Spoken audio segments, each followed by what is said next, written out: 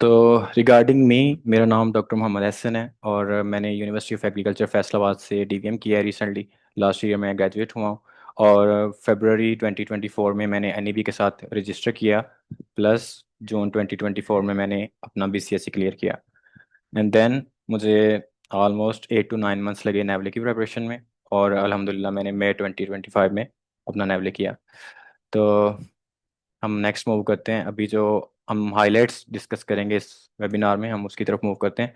सबसे पहले तो हम रजिस्ट्रेशन प्रोसेस जो है, जो कि बहुत इंपॉर्टेंट है और इसमें स्टूडेंट्स जब भी रजिस्ट्रेशन करवाते हैं तो प्रॉब्लम्स होती हैं बहुत ज़्यादा। इसलिए मैंने इस पे काफ़ी मेहनत की है। इस वेबिनार का हाफ जो है ना पोर्शन, वो इस पे शायद गुजर जाए क्योंकि ये बहुत इंपॉर्टेंट पार्ट है। और स्टूडेंट्स जब अप्लाई करते हैं तो बहुत ज़्यादा प्रॉब्लम्स आती हैं। तो इन केस फिर भी अगर किसी को कोई प्रॉब्लम हो तो I will be available. Next हम इसमें जो है प्रेपरेशन के सोर्सेज इन शॉर्ट डिस्कस करेंगे। एग्जाम स्टैट्स, मतलब क्वेश्चंस कितने होते हैं, टाइम कितना होता है, स्टाइल क्या होता है क्वेश्चंस का। तो ये सारी हम, और इसका डिफ़िकल्टी लेवल जो है बीसीएससी का। एंड देन इसी तरह हम ये सारा कुछ जो है सेम जो सारा मटेरियल है वो नेवले के लिए भी डिस्कस करेंगे। तो पहले हम रजिस्ट्रेशन, देन बीसीएससी, देन नेवले। अच्छा, ये सबसे पहले जो मोस्ट जो है इम्पोर्टेंट कंसर्न होता है वो फीस का है, तो इसलिए मैंने इसको स्टार्ट में रखा है। और इसमें ये होगा कि इसको हम नेक्स्ट कमिंग स्लाइड्स में मज़ीद भी ब्रेक डाउन करेंगे। तो आप जब नेवले के लिए अपना जर्नी स्टार्ट करते हैं तो आपके पास दो ऑप्शंस होते हैं। आइदर आप कनेडियन बोर्ड के साथ रजिस्टर कर लें या आप अमेरिकन के साथ रजिस्टर कर लें। ओके। तो कनेडियन जो होता है वो होता है सीवीएमए, कनेडियन वेटनरी मेडिकल एसोसिएशन। एवीएमए है अमेरिकन वेटनरी मेडिकल एसोसिएशन। लेकिन मोस्टली जो पाकिस्तान में अभी ट्रेंड चल रहा है वो सीवीएमए चल रहा है। उसकी वजह ये है कि हम आइट्स नहीं करना चाहते, ठीक है। आइट्स ना करने की वजह के अलावा एक और वजह है कि इसकी जो फ़ी है रजिस्ट्रेशन, वो 1700 USD है, जो कि ऑलमोस्ट 4.5 लाख पाकिस्तानी बनता है, जो कि बहुत ज़्यादा है। तो स्टूडेंट्स जो है ये चीपर ऑप्शन अवेल करते हैं। ओके। इसमें ये होता है कि आपको 780 कनेडियन, जो कि पाकिस्तानी 160 बनता होगा, वो आपने पे करना होता है। देन आपने बीसीएससी की रजिस्ट्रेशन पे करनी होती है। अल्टीमेटली बहुत सारे स्टूडेंट्स को जो है बाद में अपनी जो स्कोर पोर्ट्स हैं वो इधर ट्रांसफ़र करनी ही पड़ती हैं जब वो नेवले कर लेते हैं, ठीक है। उसके बाद भी उनको मतलब आइट्स करना ही पड़ता है। जब भी आप एवीएमए की तरफ जाएंगे आपको आइट्स करना पड़ेगा। ओके। तो ये सारी जो है वो फ़ी का ब्रेक डाउन है। कि नॉमिनल जो है आपकी फ़ी वो 780 कनेडियन है। देन बीसीएससी की जो रजिस्ट्रेशन है वो 495 कनेडियन है। और जो ये एक प्रोमेट्रिक जो फ़ी होती है, प्रोमेट्रिकली जो है वो सेंटर होते हैं हमारे। कैन यू प्लीज म्यूट, एक मिनट।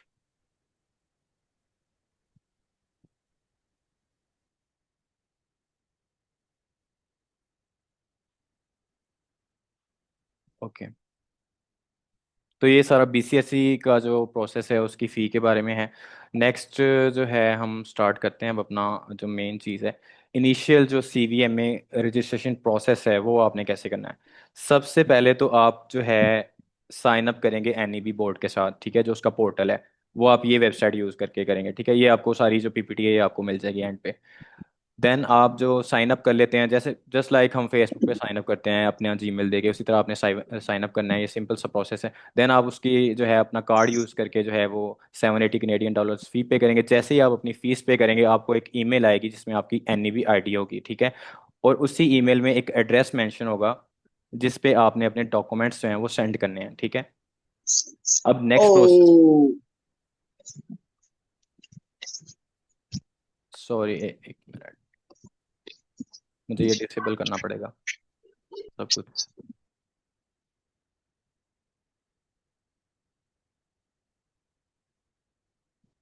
ओके, आई होप अब नहीं होगी डिस्टरबेंस। अच्छा। तो आप जो है ये डॉक्यूमेंट्स हैं, अब ये डॉक्यूमेंट्स वाला पार्ट भी इंपॉर्टेंट है। जो आपने यूनिवर्सिटी की ईमेल के थ्रू, ऑफिशियल डीन ऑफिस की जो ईमेल है उसके थ्रू जो आपने स्कैंड डॉक्यूमेंट सेंड करने हैं ना, वो तीन है। एक तो आपका इंग्लिश प्रोफिशिएंसी सर्टिफिकेट है, ठीक है। उसके लिए आपको एक टेम्पलेट डाउनलोड करना है। सीवीएमए की वेबसाइट पे आप टेम्पलेट फॉर इंग्लिश सर्टिफिकेट लिखेंगे, वहाँ पे आ जाएगा, आप उसको डाउनलोड कर लेंगे। उसको आपने फिल करना है, उसको आपने अपने डीन से साइन करवाने हैं और उसको स्कैन करके जो डीन ऑफिस की ऑफिशियल ईमेल है, उसके थ्रू आपने सेंड करना है, ठीक है। अच्छा, ये आप डीन ऑफिस के थ्रू करेंगे, अगर आप कंट्रोलर ऑफिस के थ्रू करेंगे तो उस पर आपके काफ़ी ज़्यादा पैसे लग जाएंगे, मे बी 35 to 40 थाउजेंड लग जाएगा, ठीक है। ये बताना इसलिए ज़रूरी है कि स्टूडेंट्स ऑलरेडी पैसे लगा चुके हैं इस तरह, उनको पता नहीं था कि ये डीन ऑफिस के थ्रू भी हो जाता है। तो कंट्रोलर ऑफिस काफ़ी इस पर चार्ज करता है और वो थोड़ा सा कॉम्प्लिकेटेड भी कर देते हैं प्रोसेस। आपने सीधा डीन ऑफिस जाना है, उनसे कहना है ये मेरे डॉक्यूमेंट्स हैं, तो वो स्कैन करके आपके बिहाफ पे आपका एनईबी नंबर वहाँ ईमेल में लिख के तो वो सेंड कर देंगे, ठीक है, उनके ईमेल एड्रेस पे। बस ये नोट कीजिएगा कि यूनिवर्सिटी की जो ऑफिशियल ईमेल होती है, domain@uf या @uas, जो भी आप यूनिवर्सिटी में है वो वहाँ पे होनी चाहिए जहाँ से सेंड होगा। और एक और इम्पोर्टेंट बात, क्योंकि बहुत सारे लोग जो हैं अभी उनकी डिग्री नहीं हुई होती, वो 8वें या 9वें सेमेस्टर में कर रहे होते हैं अपना प्रोसेस, तो उसमें आपने ये करना है कि आपकी क्योंकि डिग्री नहीं है आपके पास अवेलेबल, तो आप अपना होप सर्टिफिकेट जो है वो यूज़ करेंगे, जिस पे मेंशन होगा कि आप जो है वो इस मंथ में ग्रेजुएट हो रहे हैं। सेकेंडली, जब आपकी ग्रेजुएशन में 12 मंथ्स रह रहे होते हैं एटलीस्ट, तब आप ये प्रोसेस स्टार्ट कर सकते हैं, उससे पहले नहीं कर सकते। मिसाल के तौर पे कि एक स्टूडेंट अभी 7th सेमेस्टर में है, तो वो ये प्रोसेस स्टार्ट नहीं कर सकता। आप अपने 8th सेमेस्टर के बाद ये सब कुछ स्टार्ट कर सकते हैं, रजिस्ट्रेशन और ये सारा कुछ। नेक्स्ट जो है इसी को, इसके जो रिमेनिंग पार्ट्स हैं उसको हम डिस्कस करते हुए नेक्स्ट मूव करेंगे।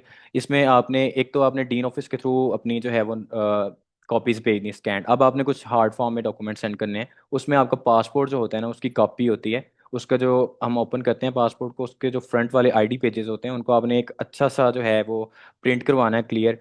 अगर आपको लगता है कि वो प्रिंट क्लियर नहीं आ रहा, तो उसको आपने, जो भी है शॉपकीपर, उसको आपने कहना है कि उसको ज़रा उसकी जो है वो रेजोल्यूशन जो है उसको शार्प करें, तो फिर वो प्रिंट होगा। तो आपने उसको फिर जाना है वो करवाने नोटरी पब्लिक, ओके। आप यहाँ पे जो कोर्ट्स हैं वहाँ पे जाके उसको नोटरी पब्लिक करवाएंगे, उस पर स्टैंप लगवाएंगे उस फोटोकॉपी पे, और उसको आप जो है फेडेक्स के थ्रू सेंड कर देंगे। आई प्रेफर फेडेक्स, क्योंकि ये बहुत फास्ट सर्विस है और ये ज़्यादा जो है रिलायबल है एज़ कम्पेयर टू जो सॉरी ये TCS है, फॉर इंटरनेशनल पर्पस। तो विद इन 4 to 6 वीक जो है आपका जो है वो अप्रूवल आ जाएगा, ठीक है, और आपका जो पोर्टल है वो एक्टिव हो जाएगा। तो ये विद इन 4 to 6 वीक्स जो है, ये जब आप ये अपना पासपोर्ट सेंड कर देते हैं, ये उसके बाद ये टाइम लगता है, ठीक है। कई दफ़ा जल्दी भी हो जाता है, लेकिन एवरेज 4 to 6 वीक्स ही होता है। तो नेक्स्ट जो है आप अपनी BCSC की फ़ीस पे करते हैं पोर्टल के थ्रू। उसमें आपका, जैसे मैंने ऑलरेडी बताया, ऑलमोस्ट 500 कैनेडियन डॉलर लगते हैं, ऑलमोस्ट 1 लाख बनता है पाकिस्तानी। जब आप फीस पे कर देते हैं तो आपको विद इन 15 to 20 डेज एक ATT लेटर आता है। ये सारा कुछ पोर्टल के थ्रू होगा, ठीक है। ईमेल्स पे ज़्यादा कम्युनिकेशन नहीं होगी, आपका जो पोर्टल है उसी से सब कुछ हो रहा होगा। ATT लेटर में आपका एक कोड होगा और एक प्रोमेट्रिक सेंटर का लिंक होगा, आप वहाँ पे जाके अपनी फ़ीस पे करेंगे, ठीक है, जो कि 18K बनती है पाकिस्तान में। तो आपका जो है BCSC जो है वो अपॉइंटमेंट, उसकी आपको कंफर्मेशन ईमेल आ जाएगी। फिर आपने टेस्ट डे वाले दिन जो है अपने ये डॉक्यूमेंट्स अपने साथ लेके जाने हैं। ATT लेटर जो आना है आपका, उसको प्रिंट करवा के जाना है। पासपोर्ट लाजमी लेके जाना है। Any form of secondary ID like CNSE, valid student card और driving licence. In case you don't have any of these, you can even take your credit or debit card of your bank, okay। Just वो valid होना चाहिए, just उस पर आपका पूरा name लिखा होना चाहिए, लेकिन पासपोर्ट बहुत ज़रूरी है, प्लस ये सेकेंडरी फॉर्म्स ऑफ ID। तो नेक्स्ट हम मूव करते हैं। अच्छा, यही जो प्रोसेस मैंने सारा, सॉरी जस्ट 1 मिनट, ओके, यही जो प्रोसेस मैंने सारा एक्सप्लेन किया है, ये आप जो है ये यूट्यूब चैनल है, हमारे दोस्त हैं डॉक्टर अली अब्दुलरहमान, उनका एक चैनल है जेन ऑफ नेवली, तो उस पर उन्होंने भी ये बड़ा अच्छा एक्सप्लेन किया हुआ है स्टेप बाय स्टेप, जिस तरह मैंने बताया। तो आप ये जो आपको मिल जाएगी PPT, आप यहाँ से भी देख सकते हैं इनकेस आप दोबारा देखना चाहें सारा प्रोसेस। तो नेक्स्ट जो है, अच्छा, जो अभी मेन टॉपिक है हमारा, प्रेपरेशन जो है BCSC की, उसके लिए आपने क्या यूज़ करना है? आपने जस्ट रुको यूज़ करना है, इसके अलावा आपको कोई बुक्स पढ़ने की ज़रूरत नहीं है। मुझे काफ़ी ज़्यादा स्टूडेंट्स के मैसेज आ रहे हैं कि वो कोई स्टूडेंट्स जो हैं वो ड्यूक्स पढ़ रहे हैं फिजियोलॉजी के लिए, कोई स्टूडेंट्स कनिंगहैम पढ़ रहे हैं, जो कि बिल्कुल इररेलेवेंट बुक्स हैं। आपको अपना सिलेबस कवर करना है, आपको बुक्स नहीं पढ़नी, क्योंकि ये आपका बेसिक एग्जाम है। इसमें नेवले में आप बुक्स पढ़ना चाहें, मोस्ट वेलकम, आप पढ़ें। BCSC में आपको बुक पढ़ने की ज़रूरत नहीं है, उसमें ये है कि आप अपना टाइम वेस्ट करेंगे। तो BCSC में रिक्वायर्ड डाटा आपने पढ़ना है, ठीक है, और वही एनफ होता है। BCSC इतना कोई बहुत डिफिकल्ट एग्जाम नहीं है, ना ही इसमें कोई प्रॉब्लम होती है, टाइम भी आप इजीली मैनेज करते हो। Like most of the students they complete their exam with in 2 hours, and even the allotted time is 3.5 hours. तो ये इतना ईजी है, ईजी है टाइम मैनेजमेंट के हिसाब से। बहुत एग्जाम इटसेल्फ बहुत ईजी नहीं है, उसके लिए आपको तैयारी करनी ही पड़ेगी। तो ऑन एवरेज ये भी बहुत मोस्ट कॉमनली आस्क क्वेश्चन है कि कितना टाइम लगता है। तो 3 to 5 मंथ्स लग जाते हैं। कुछ स्टूडेंट्स इवन के 2.5 महीने में भी कर लेते हैं, लेकिन जो एवरेज टाइम है वो starting from 3 months to 5 months है। मुझे खुद 4.5 महीने लगे थे। तो इसमें ये होता है कि आपने, ये जस्ट एक एस्टीमेट होता है। इसको आपने ज़्यादा फॉलो नहीं करना। इस तरह की जो टाइमलाइंस है आपने अपना देखना है कि मैं इधर जॉब कर रहा हूँ, मैं स्टूडेंट हूँ, मैं घर में बैठा हूँ, तो हर हर एक के लिए डेफिनेटली टाइम वेरिएबल होगा। जो स्टूडेंट घर में बैठा हुआ है उसको कम टाइम लगेगा, क्योंकि वो डेली जो है वो ज़्यादा देर बैठ के पढ़ सकता है। दूसरा, अपना आपने कैपेसिटी भी देखनी है कि मैं कितना रिटेन कर रहा हूँ और मुझे कितनी दफ़ा रिवाइज करने की ज़रूरत है। ऑन एवरेज आप जब एक दफ़ा सिलेबस कंप्लीट कर लेते हो, जुकू कंप्लीट कर लेते हो, तो आपको जो है एटलीस्ट 2 टाइम्स आपने रिवीजन करनी होती है। 2 दफ़ा आपने जुकू दोबारा पढ़ना होता है। तो इन टोटल आप 3 दफ़ा पढ़ते हो, ठीक है। क्योंकि इसमें शॉर्टकट नहीं लेना होता, शॉर्टकट लेके भी पास हो जाता है जुकू, सॉरी बीसीएसई, लेकिन फिर नेवले में बहुत प्रॉब्लम होती है। आई नो सम स्टूडेंट्स, कि मैं उनको पर्सनली भी जानता हूँ जिन्होंने शॉर्टकट्स यूज़ किए। They got passing marks hardly, but they failed Navly actually. Okay, they failed in this window and also in previous window. तो आपने कभी भी अपनी बेसिक्स पे कंप्रोमाइज़ नहीं करना। आपका पूरे का पूरा नेवली जो है वो बीसीएसई पे जो है वो रिलाई कर रहा है। अगर आपको कोई कहता है मेरे पास कोई ऐसा मटेरियल है जिसको, वो कोई मैजिकल मटेरियल है, मैं आपको दे देता हूँ, आप कुछ भी ना पढ़ो, तो बिल्कुल भी इस तरह के लोगों पे ट्रस्ट ना करें, ठीक है। पहले अपनी एवेल्यूएशन करें सारा, जो आपको अप्रोच कर रहा है स्टूडेंट, क्योंकि जो सारा ये सिनेरियो है एग्जाम्स का, इसमें बहुत ज़्यादा जो है वो स्कैम्स भी हैं। स्टूडेंट्स जो हैं उनके पास कोई नोट्स आ जाएंगे, तो वो उसको $200 $150 सेल करना शुरू कर देंगे, ठीक है। I don't want to mention their names, but there are a lot of students in the market who are scamming people. तो इसलिए आपने जो है उनसे बचना है। ओके, पे नहीं करना किसी को। अगर आपसे कोई पेमेंट मांगते हैं तो मेरे पास है, मैं आपको फ्री मटेरियल प्रोवाइड करूंगा। अच्छा, जो इसकी स्टैट्स हैं एग्जाम की, उसमें यह है कि आपने जो क्वेश्चंस, नंबर ऑफ क्वेश्चंस होंगे, 225 क्वेश्चंस होंगे। अच्छा, इसमें 25 क्वेश्चन जो हैं उनके एक्चुअली मार्क्स नहीं होते। मतलब वो आपको नहीं पता चलेगा कौन से क्वेश्चन हैं, लेकिन उनके मार्क्स नहीं होते। आप लकी होंगे अगर आपके उनमें से ज़्यादा गलत हों, ओके, तो आप लकी हैं। वरना जो है ये पता नहीं चल रहा होता, मतलब कि वो कौन से क्वेश्चंस हैं। नेवले में भी इस तरह होता है कि 30 क्वेश्चन जो हैं एक्चुअली वो अनमार्क्ड होते हैं out of 360। Just give me 1 minute. मुझे लगता है कुछ स्टूडेंट्स अनम्यूट करना चाह रहे हैं, तो मैं परमिशन दे देता हूँ, वो कर सकते हैं अगर चाहें तो।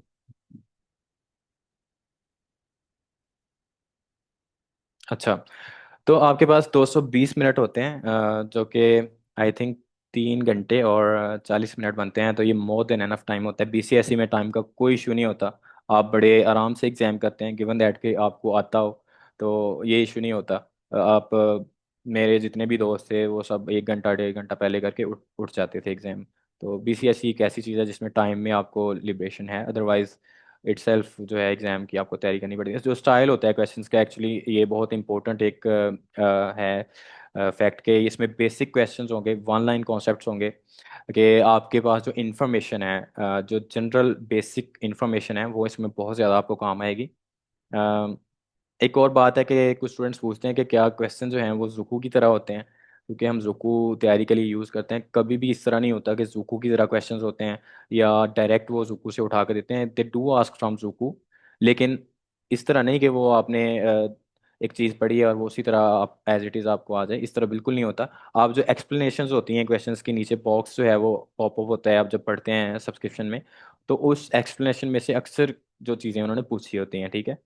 तो वो जस्ट एक सिलेबस है जोकू, उसमें कोई भी इस तरह का उनका क्लेम नहीं है कि आप जो है 100% ही आप पास होंगे। अगर उन्होंने अपनी वेबसाइट पे कुछ लिखा हुआ है इस तरह का, तो वो गलत लिखा हुआ है, ठीक है। एग्जाम जो है वो आपके नॉलेज को और आपकी जनरल अंडरस्टैंडिंग को भी चेक करता है।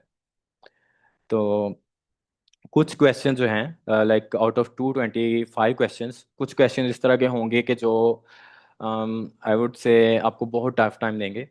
आपको समझ नहीं आ रही होगी, लेकिन वो ज़्यादा क्वेश्चंस नहीं होंगे। आउट ऑफ 225 में भी वो 30 40 क्वेश्चन हो मैक्सिमम, इससे ज़्यादा नहीं होंगे। उनमें से भी आपके सारे गलत नहीं होंगे।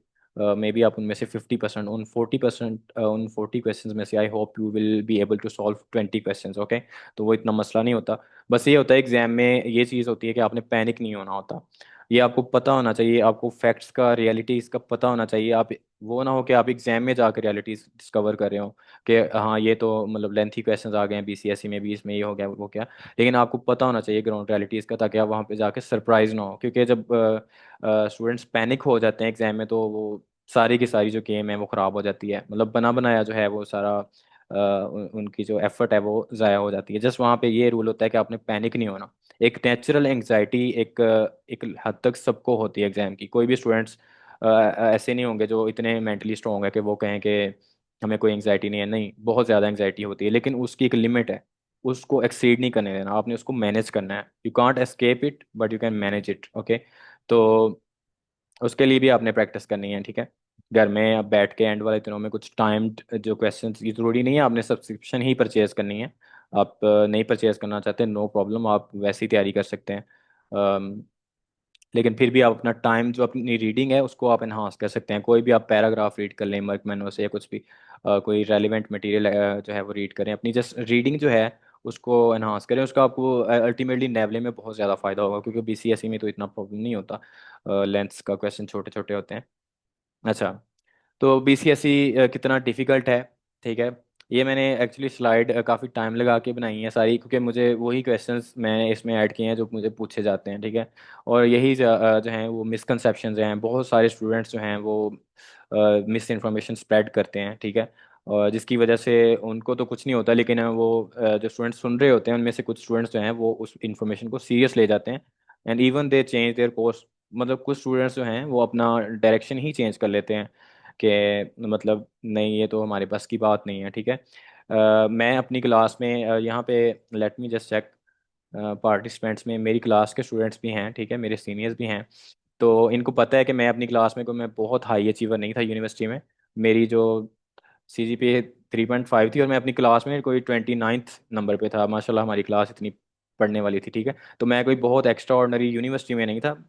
तो इसमें यह है कि आपकी चॉइस है, आप कितना सीरियस होना चाहते हैं इस एग्ज़ाम को लेके, ठीक है। आप कितना टाइम दे सकते हैं, आप कितनी देर चेयर पे बैठ सकते हैं बोर हुए बगैर। बोर तो बंदा होता है, लेकिन आप कितना टॉलरेट कर सकते हैं। इसमें यह है कि आप खुद को पुश करके, खुद को जो है खुद के साथ फाइट करके आपने बैठना होता है। जो डेली कुछ स्टूडेंट्स तो मैंने ऐसे भी देखे थे जो 10 से 12 घंटे डेली पढ़ते थे थ्रू आउट बीसीएसई एंड नेवले। लेकिन मैं कभी भी रिकमेंड नहीं करता, ये अब नॉर्मल है। इतना ज़्यादा मैं कभी भी रिकमेंड नहीं करता किसी को कि वो इतना ज़्यादा पढ़ें, ठीक है। अल्टीमेटली आपने पास होना है, और अपने आप को जो है मेंटेन भी रखना है, अपनी सेहत भी मेंटेन रखनी है। आप अपना माइंड ही लूज़ कर देंगे तो आप एग्ज़ाम कैसे देंगे। कभी भी खुद पे 12-13 घंटे वाला बर्डन नहीं डालना, ये अननेचुरल है और ये अफोर्डेबल नहीं है बॉडी के लिए। जो एक आइडियल टाइम है रीडिंग का, बहुत आइडियल जो है वो 7 to 9 आवर्स है। 7 आवर्स पढ़ लें, 8 आवर्स पढ़ लें, या आपको बहुत ज़्यादा आपका अच्छा मूड है तो आप 9 आवर्स पढ़ लें। कभी भी इससे ज़्यादा ना पढ़ें, क्योंकि आप पढ़ लेंगे, आप एक वीक पढ़ेंगे, 2 वीक, आपको वो सस्टेनेबल नहीं होगा। क्योंकि जब आप ये जर्नी स्टार्ट करें तो इसका मतलब है you are locking yourself in a room for at least 1 year. Okay, तो आप कभी भी इतना ज़्यादा डेली के जो घंटे हैं वो अफोर्ड नहीं कर पाएंगे। इसलिए वही आपने करना है जो आपके लिए सस्टेनेबल हो। 7 to 9 आवर्स इज़ आइडियल। अगर कोई स्टूडेंट बहुत ज़्यादा जॉब में इन्वॉल्व हैं, या वो मतलब कुछ स्टूडेंट्स होते हैं वो हाउस वाइफ्स होती हैं, डेफिनेटली उनको, उन्होंने अपने बच्चे फैमिली भी देखनी है, ठीक है। इसी तरह कुछ स्टूडेंट्स जॉब कर रहे होते हैं, पढ़ रहे होते हैं, तो वो 4 to 6 आवर्स भी देते हैं। मेरे साथ अभी नेवले में बहुत ज़्यादा स्टूडेंट्स थे। लाइक हमारी एक पूरी कम्युनिटी थी जिन्होंने अप्रैल में किया है। अराउंड 25 तो नहीं, 20 स्टूडेंट्स थे जिन्होंने नेवले किया। उनमें से मोस्टली पास हुए हैं, फेल भी हुए हैं, डेफिनेटली होते हैं हर साल फेल। तो उनमें काफ़ी हाफ से भी ज़्यादा स्टूडेंट्स वो थे जो ऑलरेडी जॉब्स कर रहे हैं, ठीक है। और वो बहुत ऑक्यूपाइड होते थे जॉब पे भी, लेकिन वो उन्होंने मैनेज किया डेली। वो 4 to 5 आवर्स, 3 आवर्स, जितना भी हो सकता था वो पढ़ते रहे, और उनका भी माशाल्लाह पास हुआ है। अच्छा, तो बीसीएसई एक्चुअली इतना डिफिकल्ट नहीं है। इसमें आपको जस्ट एफर्ट चाहिए, डेडिकेशन चाहिए, जैसे मैंने लिखा हुआ है। रीज़न क्या है? रीज़न बहुत ऑब्वियस है। हमारे स्टूडेंट्स का जो बैकग्राउंड है, मैं भी उसमें ही आता हूँ, हमारा बैकग्राउंड बहुत वीक होता है।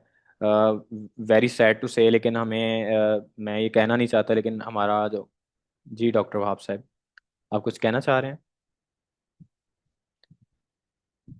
ओके, तो हमारा जो बैकग्राउंड है, हमारी बेसिक्स हैं, वो सैडली इतनी भी स्ट्रांग नहीं होती कि हमें बीसीएसई में वो हेल्प करें। अब बाई चांस आपको अगर कोई 5% फ़ायदा हो जाए तो हो जाए, अदरवाइज आपको इसमें आपका यूनिवर्सिटी का नॉलेज काम नहीं आने वाला सैडली। ठीक है, आपको शुरू से ही मेहनत करनी पड़ेगी, चाहे आपने यूनिवर्सिटी में जो है वो सीरियस रह के अपनी तैयारी की है। हाँ, आपको एक चीज़ बहुत काम आने वाली है, आपका बिहेवियर। अगर आप बहुत पढ़ने वाले स्टूडेंट थे तो आपको ये प्रॉब्लम नहीं होगी, अपनी आपको स्विच नहीं करना पड़ेगा। कुछ स्टूडेंट्स होते हैं वो उन्होंने यूनिवर्सिटी में कोई बहुत ज़्यादा सीरियस होकर नहीं पढ़ा होता, वो मतलब they don't take any classes या कुछ भी, तो उनके लिए थोड़ा सा मुश्किल होता है स्टार्ट में, लेकिन वो भी 3-4 वीक्स में जो है वो अपना बैठने वाला स्टेमिना जो है, ज़्यादा देर बैठने वाला, वो बिल्टअप कर लेते हैं। क्योंकि ये जो एज है इसमें हमारी लर्निंग जो है वो पीक पे होती है। ये जो एज है 20s वाली या अर्ली 30s, इसमें आप बहुत कुछ लर्न कर सकते हैं। ठीक है, इसमें माइंड जो है उसमें टेंडेंसी होती है चीज़ों को एब्जॉर्ब करने की। तो कभी भी खुद पे लेबल नहीं लगाना। मैंने ये वेबिनार किया ही बेसिकली इसलिए है क्योंकि मुझे इतने ज़्यादा क्वेश्चंस अजीब अजीब हुए हैं कि मैं बड़ा मुझे परेशानी हुई कि यार इतनी ज़्यादा मिस इन्फॉर्मेशन क्यों है। तो कभी भी खुद पे लेबल नहीं लगाना कि मैं एवरेज हूँ, मैं इस तरह ऑर्डिनरी हूँ या कुछ भी। आपने जो है अपनी मेहनत करनी है, सिंपल फार्मूला, मेहनत करें और वो एक डायरेक्शन के साथ मेहनत करें, इंशाल्लाह आप बहुत आगे जाएंगे। ये एग्जाम्स कुछ भी नहीं है आपके लिए। तो बीसीएसई जो है वो आपने करना है, अपना नेवलेज जर्नी इजी अगर करना है तो आपको बीसीएसई सीरियस होके ही करना पड़ेगा, आपको शॉर्टकट्स नहीं लेने। अच्छा, लेट मी चेक। ओके, नेवले पे हम आ जाते हैं। नेवले की जो फ़ी है वो है 1745 कनेडियन डॉलर्स, जो कि 360 के PKR बनती है। इसमें अगर आप पाकिस्तानी कार्ड यूज़ करते हैं, लाइक अगर मैं अपने मिज़ान बैंक से पे करूँगा या कोई भी लोकल बैंक है, तो उसमें आपको इस पे अच्छा खासा टैक्स पड़ जाएगा। ठीक है, like they would charge you 40,000 tax almost. इस पे 35-40 हज़ार टैक्स पड़ जाएगा, आपका 4 लाख लग जाएगा। ऑलरेडी पैसे इतने ज़्यादा हैं, तो पैसे आप सेव किया करें। मतलब कुछ स्टूडेंट्स हैं जिन्होंने अपना टैक्स पे किया, उन्होंने नहीं जो है ना वो अप्रोच किया किसी को। तो आप जो है आपके सर्कल में किसी ना किसी के सर्कल में जो है वो जानने वाले ज़रूर होते हैं। ठीक है, आपके सर्कल में नहीं, आप किसी फ्रेंड से पूछ लें कि उसको कोई जानने वाला है जो बाहर हो, कनाडा, US, यूरोप, UK। ये एक जो कंट्रीज़ है यहाँ से टैक्स की जो डिडक्शन है वो कम होती है। लाइक अगर आप कनाडा में किसी को जानते हैं तो वो आपके एग्जैक्ट 745 ही पे होंगे, आपको एक भी डॉलर पे नहीं करना पड़ेगा, क्योंकि वो लोग जो है वो ऑलरेडी फाइलर होते हैं, वो टैक्स पे कर रहे होते हैं। तो उनकी इस तरह कार्ड से डिडक्शन नहीं होती एक्स्ट्रा। अगर आप यूरोप से पेमेंट्स, ये सिर्फ मैं इसके लिए नहीं कह रहा, मैं ये थ्रू आउट द प्रोसेस जो आपने पेमेंट्स करनी, इनिशियल जो आपकी 780 कनेडियन डॉलर्स है, उस सारी पेमेंट्स जो है ना आपको बाहर से करनी चाहिए। ठीक है, बाहर से करवानी चाहिए। वो ये तरीका होता है, कोई पाकिस्तानी जानने वाला हो उसको कहें यार कि आप मेरा पे कर दो अपने कार्ड की इन्फॉर्मेशन यूज़ करके, मैं आपको अपना पोर्टल दे देता हूँ, वो आप वहाँ पे जाके पे कर दो। अगर वो ज़्यादा जानने वाला है तो उसको कार्ड कार्ड की जो है उससे इन्फॉर्मेशन ले लें। ठीक है, तो आप खुद उसकी इन्फॉर्मेशन ऐड करके उसको पे कर दें। तो ये आपने जितनी भी पेमेंट्स करनी है इंटरनेशनल, कभी भी पाकिस्तानी कार्ड यूज़ करके नहीं करनी, आपका नुकसान होगा। जस्ट उनसे पे करवाएं और उनको उनके पाकिस्तानी अकाउंट में पैसे सेंड कर दें जितने बन रहे हैं। मोस्टली जारी बात है, जो बाहर है पाकिस्तानी उसका पाकिस्तानी अकाउंट भी है इधर। तो नेवले फी सॉरी प्रेपरेशन में आपने वेट प्रेप और जुकू यूज़ करना है, मोस्ट रिकमेंडेड सोर्सेज यही हैं। और अगर मैं केयरफुली इसको कहूँ तो ये पास करने के लिए एनफ हैं। ठीक है, ये दो sources I I can say like they are enough after passing the exam. मैंने और भी बहुत कुछ पढ़ा है, लेकिन मैं ये सजेस्ट करूंगा कि अगर किसी ने पास करना है तो अगर वो सीरियस हो कि गिवन दैट के वेट प्रेप और जुकू में जो सारा कुछ, स्पेशली वेट प्रेप, मैंने वेट प्रेप को ऊपर इसलिए लिखा है, ये इंपॉर्टेंट है। मतलब मैं, ये बड़ा मुश्किल है क्वेश्चन कि अगर कोई पूछे हम कौन सा चूज़ करें, लेकिन मैं हमेशा वेट प्रेप ही चूज़ करूंगा, सजेस्ट करूंगा ओवर जुकू। ठीक है, आप जब वेट प्रेप कर लें तो आप जो है वो जुकू पढ़ें, मोस्ट वेलकम, आपको पढ़ना चाहिए जुकू। मैंने खुद पढ़ा है जुकू। जुकू नहीं पढ़ा, मैंने HSA नोट्स पढ़े हैं। अच्छा, HSA नोट्स जो है ना वो एक्चुअली, ये 3 स्टूडेंट्स थे, मैं ये स्पेशली इनके बारे में इसलिए बताने लगा हूँ कि ये नोट्स कितने इंपॉर्टेंट हैं। ये जो नोट्स हैं ये 3 स्टूडेंट्स थे युवास के। ठीक है, H से आई थिंक हाफिज अहमद बनता है, S से शकील बनता है, वो तो मुझे कंफर्म है। तो इस तरह इनके नेम है, A से अहमद बनता होगा। तो उन्होंने तैयारी की थी इकट्ठे, तो उन्होंने तैयारी के दौरान जुकू से जितने भी अच्छे अच्छे पार्ट्स थे, जितनी भी इंफॉर्मेशन थी, या कुछ मर्क मैनुअल को यूज़ करके उन्होंने वो नोट्स बनाए हैं। उसमें 90% जुकू है, 10% मर्क मैनुअल है। तो वो उन्होंने नोट्स बनाए हैं, उन्होंने बहुत ज़्यादा एफर्ट किया है। मोस्ट वेलकम, किसी को चाहिए हो तो आप ले सकते हैं। मैं एंड पे ये ख़त्म होती है ना हमारी स्लाइड्स, मैं फ्रंट पेज ओपन करूंगा, आप स्क्रीनशॉट ले लीजिएगा, मेरा उस पर कॉन्टैक्ट नंबर लिखा हुआ है। तो आप वो मुझे मैसेज करेंगे तो मैं आपको वो नोट्स भेज दूंगा। ठीक है, अगर आपको कोई इन केस वो सेल करे तो आपने पैसे उसे कोई नहीं देने, वो फ्री हैं क्योंकि उन्होंने भी सबको फ्री प्रोवाइड किए हैं। तो वो नोट्स मैं सजेस्ट करता हूँ पर्सनली, ठीक है। अगर आप वो पढ़ लें तो आप, इसका मतलब यही है आपने जुक्कू पढ़ा है बड़े अच्छे तरीके से, क्योंकि उसमें सारा जुक्कू है प्लस 10% मार्क मैनुअल है। After reading vet prep you can go for those notes. तो जो अदर सोर्सेज हैं, इन सोर्सेज की भी अपनी इंपॉर्टेंस है, ठीक है। लेकिन ये स्टूडेंट टू स्टूडेंट वेरी करता है। कुछ स्टूडेंट्स जो हैं वो बुक रीड करना चाहते हैं, उनको हैबिट होती है। कुछ स्टूडेंट्स जो हैं उनको बुक जो है वो नहीं एब्सॉर्ब हो रही होती, और वो बहुत डिफिकल्टी फेस कर रहे होते हैं। लाइक उनको एक एक डिजीज़ पढ़ने में 3 3 घंटे लग रहे होते हैं, तो उनके लिए बुक्स फिर जो है वो अफोर्डेबल नहीं रहती। तो आपने तभी बुक पढ़नी है अगर आपको आपको लगता है कि आपको एब्जॉर्ब हो रही है। मतलब इसमें ये भी नहीं है कि आप एक डिजीज़ पढ़ के छोड़ दें कि आपको मज़ा नहीं आया, आप उसको ज़रा 2 3 दिन दें। आपको अगर फील हो रहा है कि हाँ मैं पढ़ सकता हूँ तो उसको आप पढ़ें ज़रूर, ठीक है। वही, ये नहीं कि सारी बुक को एक साइड से शुरू कर देना है। आपने इस तरह करना है, आपके पास आईसीवी की लिस्ट होगी, बाई चांस मेरे पास पड़ी हुई है ये, आपको नज़र आ रही है? मैं अपने आप को देख नहीं सकता, कोई बता सकता है ये मैं आपको नज़र आ भी रहा हूँ कि नहीं? तो ये जो है इस तरह आईसीवी लिस्ट की जो है ना वो पूरा है। एक मिनट। जी डॉक्टर साहब आ रहे हैं नजर। ओके ओके, मैं ओके अब मैं देख सकता हूँ, ठीक है। तो ये आपने इसमें जो है ना एक्चुअली, ये जो है ना ये पूरा सिलेबस होता है नेवली का। तो इसमें ऑलमोस्ट जो है वो 1200 डिजीज़ हैं सारी स्पीशीज़ की। इसमें जो है उन्होंने एक एक डिजीज़ जो है वो लिखी हुई है, देखें। उन्होंने एक एक डिजीज़ लिखी हुई है, जैसे ये K9 है, डॉग है, तो इसमें आपने कौन कौन सी डिजीज़ पढ़नी है आप कहीं से भी पढ़ लें। आप वेटअप यूज़ करें, जुक्कू करें, बुक्स पढ़ लें, लेकिन जो रिकमेंडेड सोर्सेज हैं मैंने ये उसी की जो इंपॉर्टेंस है उनकी उसी सीक्वेंस में लिखे हुए हैं। तो नेवले का सिलेबस है बाकायदा, ठीक है। एक एक डिजीज़ का आपको नाम पता है। बीसीएसई में अनफॉर्चुनेटली ऐसा नहीं है। आपको उन्होंने बताया हुआ है आप फार्माकोलॉजी, पैथोलॉजी, एनाटमी ये सारी करनी है, लेकिन आपको ये नहीं बताया हुआ है आपने किन एरियाज पे फोकस करना है। तो सैडली बीसीएसई में इस तरह का कुछ नहीं है। तो इसलिए, लेकिन फिर भी बीसीएसई जो है नेवले से तो ईजी है। तो जैसे मैंने लिखा भी हुआ है कि choice of reading books in addition to wet prep जो very from student to student, तो डेफिनेटली आपकी मर्जी है। आपने अपना जो है स्टेमिना और अपनी कैपेसिटी देखनी है। अल्टीमेटली आपका गोल पास करना है नेवली आपका। इसमें ये नहीं होता कि आपने टॉप करना है, ना ही कोई आपसे मार्क्स पूछता है। ना ही मार्क्स पूछने चाहिए किसी से, ठीक है। क्योंकि जिसने नेवले कर लिया है आई थिंक ही इज़ कैपेबल। तो उसको इतना वेटनरी इंडस्ट्री का नॉलेज है कि उसने वो जो पासिंग स्कोर जो है उसको हिट किया है। तो इसमें ये कोई नहीं होता, कोई इसमें सुप्रीमेसी नहीं है किसी के। अगर 600 भी आ गए हैं तो कोई नहीं, वो 425 और 600 भी इक्वल है। सबको लाइसेंस मिलेगा, रिस्ट्रिक्टेड लाइसेंस आफ्टर सीपी, उसको फुल लाइसेंस भी मिलेगा। तो ना ही मार्क्स अच्छे होने की बेस पे कोई जॉब जल्दी ऑफर होती है। तो अच्छा, एवरेज टाइम फॉर नेवली उसमें यह है कि 5 to 12 मंथ्स लग जाते हैं। अम, अभी कुछ स्टूडेंट्स थे हमारे साथ इस विंडो में जिन्होंने 4 मंथ्स में भी किया है। लेकिन फिर भी कुछ स्टूडेंट्स को 1 साल भी लगता है। अगेन ये स्टूडेंट की अपनी कैपेसिटी, अपनी जो है वो आईक्यू लेवल पे डिपेंड करता है। क्योंकि इसमें ये होता है कि हर स्टूडेंट का ना डिफरेंट होता है लर्निंग पैटर्न। कुछ स्टूडेंट्स जो हैं वो जल्दी चीज़ें पिक कर लेते हैं, ठीक है। लकीली वो चीज़ गॉड गिफ्टेड होती है। लेकिन कुछ स्टूडेंट्स को जो है वो टाइम लगता है। मतलब फॉर एग्जांपल एक स्टूडेंट को एक चीज़ करने में 1 महीना लग रहा है, दूसरा स्टूडेंट वो चीज़ 15 दिन में कर लेगा। तो नो प्रॉब्लम, अल्टीमेटली तो जिसको 1 महीना लग रहा है वो भी तो अचीव तो वो भी उसको कर रहा है, जस्ट वो ज़रा लेट कर रहा है, ठीक है। तो कभी भी इसमें बहुत ज़्यादा फेड अप फील नहीं करना, कंपल्सिव नहीं होना आपने कि मुझे जो है वो चीज़ें समझ नहीं आ रही है। हमेशा अपने आप को अपने रेस्ट देना है तैयारी के दौरान, और चीज़ों को जो है वो रिकन्सिडर करना है। तो इसमें एवरेज विंडो जो है 5 to 12 मंथ्स है। अच्छा, नेवले में 360 क्वेश्चंस होंगे, 6 ब्लॉक्स होंगे, each block will be having 60 questions, okay. तो टोटल इस तरह 360 क्वेश्चन होंगे।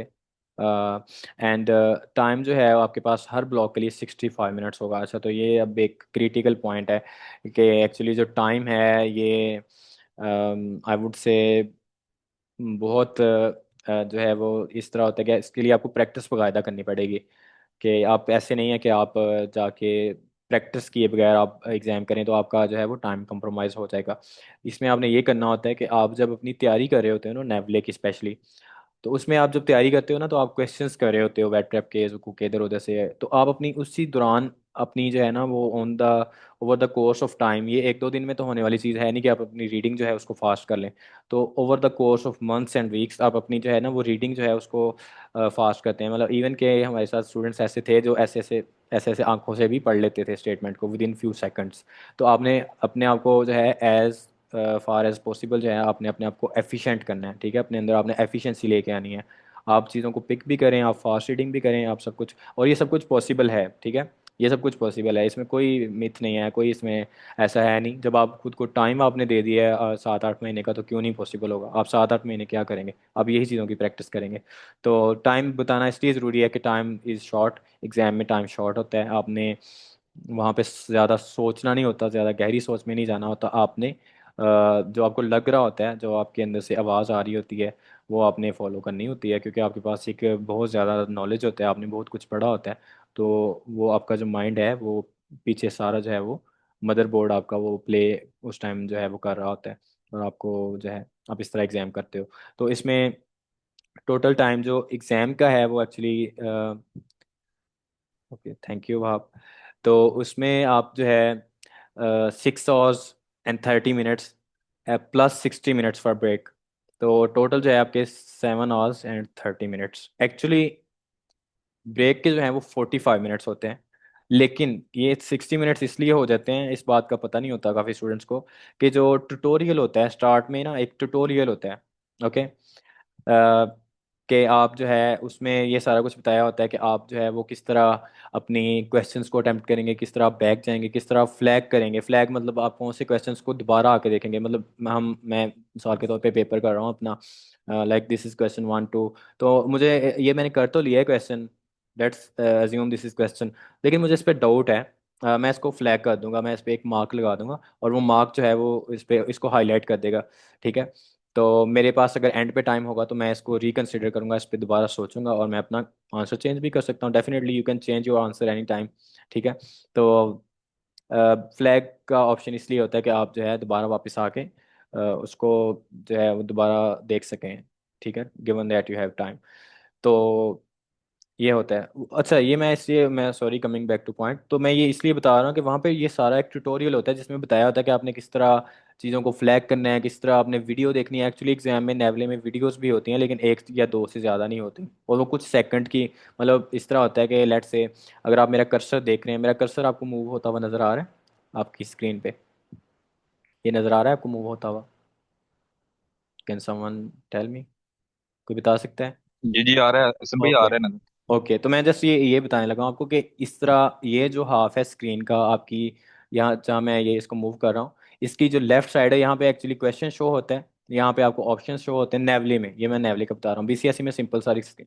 तो ये वाला जो हाफ है आपका राइट इतना पार्ट जो है वो 1/3 स्क्रीन का, उस पे अगर किसी क्वेश्चन के साथ पिक्चर है, वीडियो है, कुछ भी है, ग्राफ है, ईसीजी है, वो यहाँ पे आपको शो होने वाली है, ठीक है। फॉर एग्जाम्पल मुझे एक वीडियो आई थी जिसमें हॉर्स जो है उसको, उसकी जो नोस्ट्रिल्स हैं वो फ्लेयर कर रही थी जब वो सांस ले रहा था, तो like they were moving, like they were flaring, तो उसको जो है वो अस्थमा था, ठीक है, डस्ट एलर्जी थी। तो जस्ट उन्होंने ये पूछा हुआ था इसको क्या प्रॉब्लम है। तो वीडियोस कोई बहुत कॉम्प्लिकेटेड नहीं होती, छोटी छोटी वीडियोस होती हैं। तो दो या एक आती है, कुछ स्टूडेंट्स को नहीं भी आती। अच्छा, तो ये जो है आप 7 आवर्स और 30 मिनट्स के बाद आप बाहर निकल आते हो, 9 बजे आप एंटर होते हो।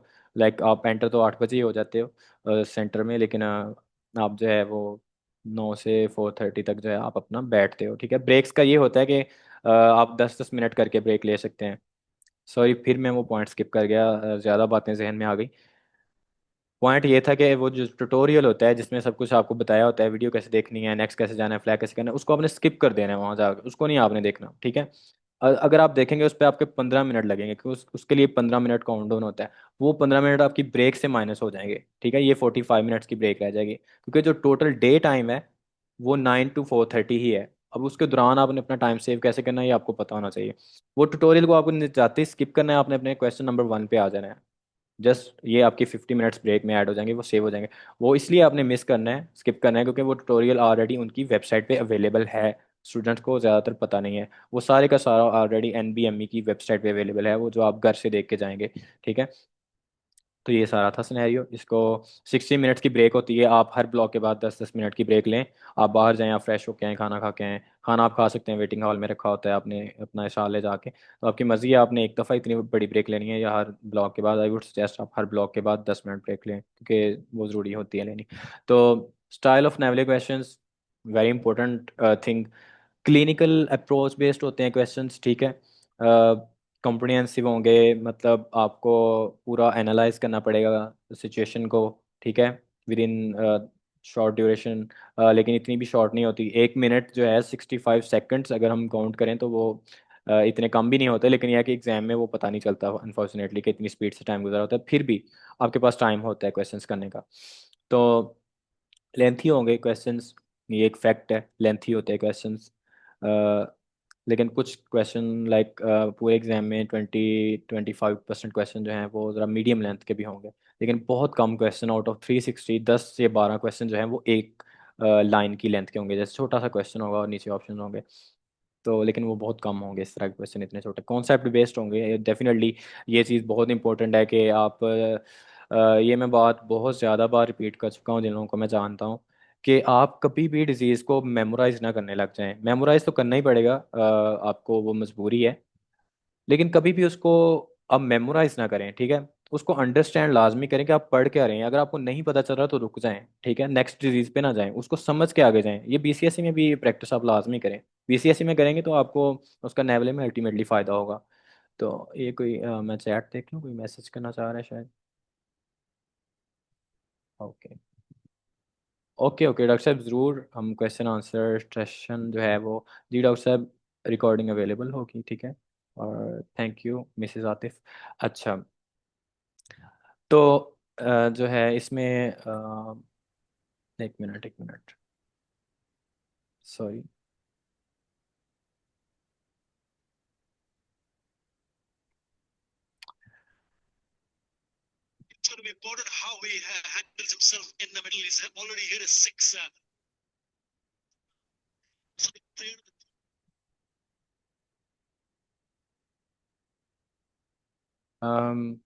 आई think someone is asking a question. Can you repeat your question please?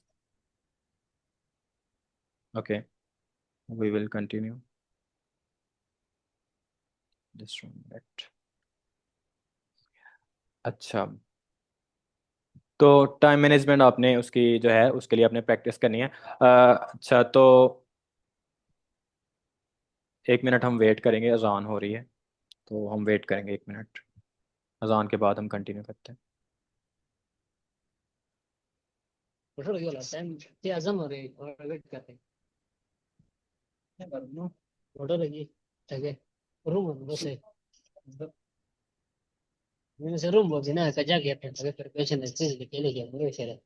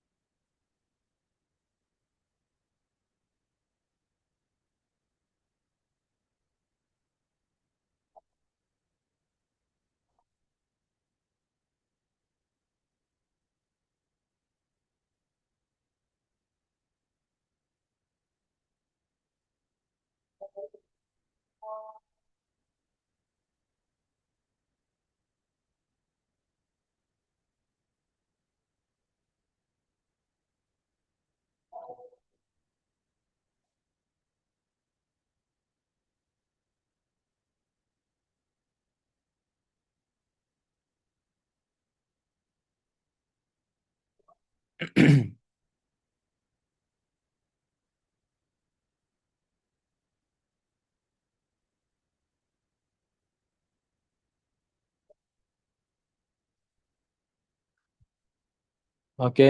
तो कोई बता सकते हैं मेरी आवाज़ आ रही है क्लियर? जी जी हसन भाई आ रही है। Okay, thank you. आ रही है आ रही। Okay, thank you. तो नेवले का जो डिफ़िकल्टी लेवल है, ये कैसा है? इसमें ये होता है कि डिफ़िकल्टी लेवल भी डिपेंड करता है स्टूडेंट टू स्टूडेंट। अगेन ये एक बहुत, ये इट सेल्फ क्वेश्चन ही बहुत डिफ़िकल्ट है कि नेवले कितना डिफ़िकल्ट है, ठीक है? इसका आंसर देना बहुत मुश्किल है, ठीक है? अ, इसमें अपार्ट फ्रॉम हार्डवर्क, आपको एक डायरेक्शन और स्ट्रेटजी की बहुत ज़रूरत होती है। टू बी ऑनेस्ट, ये एक बहुत अनफॉर्चुनेट फैक्ट है कि स्टूडेंट्स जो है वो, कुछ स्टूडेंट्स अपने आप को बहुत सेल्फ सफिशिएंट कंसिडर करते हैं। वो ये फील नहीं करते कि उनको एडवाइस की ज़रूरत है। एडवाइस, आपने जस्ट एडवाइस लेनी होती है। कोई भी आपको जो है 4 4 5 5 घंटे नहीं बात बताएगा, ठीक है, क्लियर करेगा। आपने जस्ट एक एडवाइस लेनी है, वो 2 मिनट की 3 मिनट की एडवाइस होगी। एक आप मैसेज कर लें सीनियर को, उसे कॉल की रिक्वेस्ट कर लें अपनी। आप जो आपकी क्यूरीज हैं वो उसे पूछें, और उस वो जैसे जैसे बताए, ठीक है, ट्रस्ट वर्दी जो बंदा है, वो जैसे जैसे बताया उसको फॉलो करें। लेकिन ये कभी ना हो, ऐसा ना हो कि आप अपनी खुद तैयारी करें और आप ये फील ही ना करें कि आपको किसी जो है वो सजेशन या सीनियर की एडवाइस की ज़रूरत है जिसका ऑलरेडी पास हो गया हुआ है। प्लीज़ ये गलती कभी मत करिएगा। ये चीज़ें जितनी भी मैं बता रहा हूँ, ये मैंने अपनी आंखों से देखी हैं। स्टूडेंट्स फेल हुए हैं, हमारे साथ ऐसे स्टूडेंट्स भी फेल हुए हैं जिनके पास हमसे नॉलेज ज़्यादा था, knowledge wise they were better, but they didn't have any like proper strategy और any direction to follow. Okay. तो अनफॉर्चुनेटली दे कुडेंट पास, और जो रीज़न है वो ऑब्वियस थी, सबके सामने थी क्यों पास नहीं हुआ। जब भी एग्ज़ाम फेल होता है उसके पीछे एक रीज़न होती है, एक फैटल फ्लॉ होता है उसके पीछे, ठीक है, एक डेडली मिस्टेक होती है जो कि स्टूडेंट ने की होती है एग्ज़ाम। अच्छा, ये बात बहुत इंपॉर्टेंट है कि नेवले पास करना भी डिफिकल्ट है, और टू बी ऑनेस्ट ये फेल करना भी बहुत डिफिकल्ट है। क्योंकि फेल कब होता है? जब आप ब्लंडर्स करके आते हैं। जब हम ब्लंडर्स करते हैं, मैं कोई ऐसी मिस्टेक करूंगा जो कि बिल्कुल इलॉजिकल मिस्टेक है, जो कि सेल्फ एक्सप्लेनेटरी फैक्ट है, मैं उसको गलत करके आ रहा हूँ, ठीक है, और मैं इतनी ज़्यादा मिस्टेक्स कर रहा हूँ कि मेरा एग्जाम जो मेरा स्कोर है रिक्वायर्ड 425, मेरा वो भी नहीं आया। इसका मतलब मैं बहुत पुअर परफॉर्मेंस दे के आया हूँ। तो इसलिए ये फेल करना भी डिफिकल्ट है। आपको बहुत ज़्यादा वहाँ पे पुअर परफॉर्म करना पड़ता है फेल करने के लिए। और आप जो है, हम स्टूडेंट्स जो है वो हम करते हैं, ठीक है। हम जो है, क्योंकि हमने अपनी जो है, हमने अपनी स्ट्रेटजीज़ को रिफाइन नहीं किया होता ड्यूरिंग आवर प्रेपरेशन, तो हम वहाँ पे मिस्टेक्स करते हैं, और हमें पता भी नहीं चल रहा होता कि हम कितनी कितनी बड़ी मिस्टेक्स कर रहे हैं, ठीक है। ये चीज़ मैं इतना इंटेंसिफाई इसलिए कर रहा हूँ कि ये चीज़ बहुत इंपॉर्टेंट है। इसमें जो जितना भी ये सिनेरियो है, जितनी भी इस पे जो हैं गाइडेंस, वो आपको लेनी है, ठीक है। आपने अदरवाइज मूव नहीं करना नेक्स्ट, ठीक है। आपने गाइडेंस लेके, जैसे मैं उस दिन भी ये दोस्तों से बात कर रहा था लाहौर जाते हुए, यही बात मैं उनसे कर रहा था। मैंने लिख भी दिया था कि आप अगर एक गाड़ी चला रहे हो तो आप कहीं भी नहीं जाओगे अनलेस आपको मैप नहीं पता, आपका फ्यूल ज़ाया होगा, ठीक है, एफर्ट ज़ाया होगी आपकी। तो hard work does go waste if you don't follow the strategy and map। अच्छा, ये स्टूडेंट्स मुझसे पूछते हैं, ठीक है। आजकल मैं यही रिप्लाईज करता हूँ स्टूडेंट्स को।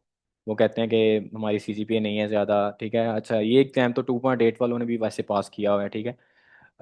ये एग्ज़ाम कोई इतना मुश्किल नहीं है। मुश्किल इन अ सेंस कि आप अपनी इतनी तैयारी कर लेते हैं कि आपके लिए वो मुश्किल नहीं रहता। जिसकी तैयारी नहीं है डेफिनेटली उसके लिए तो बहुत मुश्किल है, उसके लिए ये मिथ है। लेकिन आपको एक तैयारी आपकी है तो इंशाल्लाह यू आर गोइंग टू पास 100%, आप पास होंगे। ये मुझे एक वीडियो बड़ी अच्छी लगी थी, बल्कि मैं इसको प्ले करता हूँ, मैंने इसको प्ले किया था। ये Richard Feynman, I think he is some kind of scientist. तो मुझे उसकी ना, मैं अभी इंस्टाग्राम चला रहा था तो मैंने इसकी वीडियो देखी, तो मुझे बड़ी अच्छी लगी। मैं प्ले करता हूँ ये। एक्चुअली हमारे क्वेश्चन जो है ना, ये वाला क्वेश्चन, हाँ, जो ये वाला क्वेश्चन है ये इसका आंसर है। Let's play it.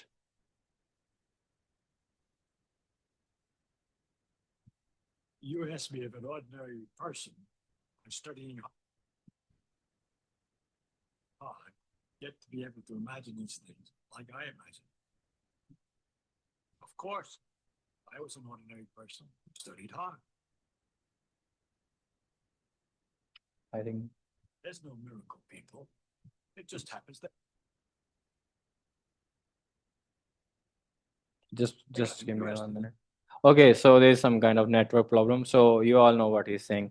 वो कह रहे हैं कि कोई मेरिकल एबिलिटी नहीं है, ठीक है। आप एक ऑर्डिनरी पर्सन है, वो आप जब अपनी एफर्ट्स करते हैं, आप स्टडी करते हैं किसी भी चीज़ को, तो आप कुछ भी कर सकते हैं उस फील्ड में, ठीक है। आप बहुत पीक पे जा सकते हैं। Definitely every one is a beginner in the start. तो खैर, हम अभी फिनिश कर चुके हैं। अभी हम क्वेश्चन आंसर सेशन पे आते हैं। मैंने ये सेटिंग्स चेंज की हुई हैं, आप अनम्यूट कर सकते हैं खुद को, और आप जो है अपने क्वेश्चंस पूछ सकते हैं। ओके,